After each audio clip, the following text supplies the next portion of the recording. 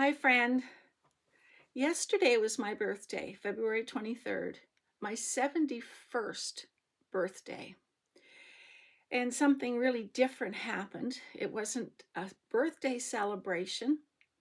On the 22nd, the day before, 2 days ago, I wasn't feeling very well. I went to bed early and my heart was just doing jumps and skips and right up in my throat, and my chest was tight. And you hear about how women have different symptoms than men when they're having a heart attack. I thought, I'm having a heart attack. Oh my goodness. So I called my husband. We went to the my husband was downstairs, by the way, watching TV, and he thought I was telling him that the TV was too loud. No, I was saying, come upstairs, please. I'm half getting dressed and wanting to go to the outpatients. I thought this was the big one. Happy birthday to me. Anyway, long story short, I spent the night in the hospital. I came home yesterday morning on my birthday with some medication and with a new condition called um, atrial fibrillation. I know that's not the right way to say it, but AFib for short. It's when your heart beats too fast. It's like when you run a marathon, how your heart would beat and you're short of breath. And they told me that if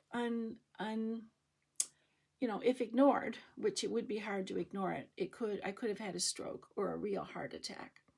So I'm glad I went to outpatients. Came home yesterday with the medication.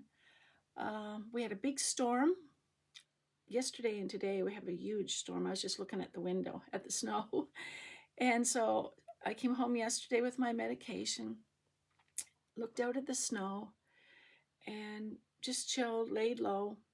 Today, I just felt like getting up and getting dressed and getting back into life. I feel better today, but I want to share with you some things that are going through my mind, some things that I've learned in the last day and a half, some thoughts of mine that I think you'll find valuable to live out maybe in your own life. But I hope you don't have to go to the hospital and get diagnosed with AFib. But hey, it could be a lot worse. I look at it as I have needle, pokes where needles went in for blood tests and IVs and everything else. It could have been so much worse, and I'm thankful. My husband prayed, my daughter and son-in-law and my two sons prayed, because they didn't know if I was having a heart attack, if I was going to be okay or not. I didn't know. They're poking needles in me, and I'm going, could you hurry up? I think I'm having a heart attack. But sharing my thoughts with you today, I feel at peace today. I just feel at peace that God was with me and prayers were answered, and that I'm here to talk to you one more time.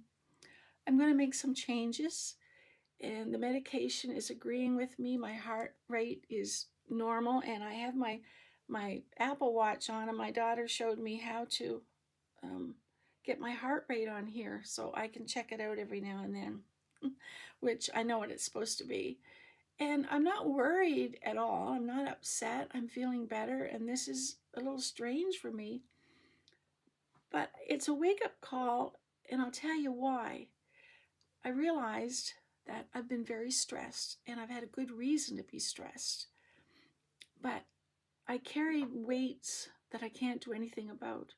I tried to fix things and get involved in things that I can't fix. And we do that sometimes as women. And I had this ongoing stress that was just affecting everything. And the second thing I was doing is hurrying all the time. I hurried when I was eating. I hurried when I was getting dressed. I hurried when I was cleaning up the kitchen, when I was showering, whatever I was doing. I wasn't in the moment. I was hurrying to get to the next thing. Maybe that's from a life of working. I don't know. You're used to being on the run and hurrying and chasing the clock, But now I'm retired. I mean, this is my work. How fun is this, eh? I'm retired. I don't have to rush anymore.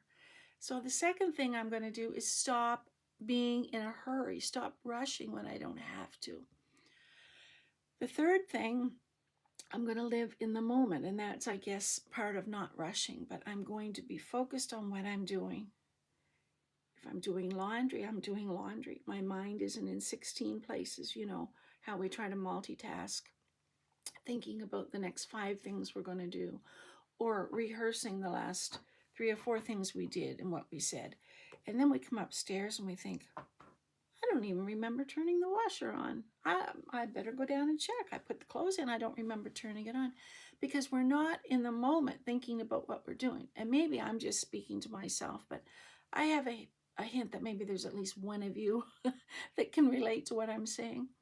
So what happened to me is a real wake-up call to slow down, stop being in a hurry, be in the moment, think about what I'm doing, and not to be stressed out over situations and circumstances that I can't do anything about. Once we have done all we can do in a situation, we have to stop letting it stress us out. I hadn't been sleeping at all, but you know, last night I just slept like a baby. I didn't take a sleeping pill or anything. It's just that I felt like, okay, I have another chance here at life. That was a wake-up call, a new lease on life, if you will. So maybe I'm just, well, I did take medication, but it's not medication to make me weird or anything. It's heart medication. So I just felt good about another lease on life, another chance to make another video. And I wanted to come on here and encourage you that whatever you're going through, don't stress. Be in the moment and don't be in a hurry. Okay? And I'm so thankful to God that He touched me and healed me. I really believe that He made it turn out better than it might have. So I'm thankful that I had a family to pray for me, and that a day and a half later, I'm feeling fine, and I'm here chatting with you. So bye-bye for now. And yeah, it was a different birthday, but anyway, here I am. So we'll see you next time. God bless. Bye-bye.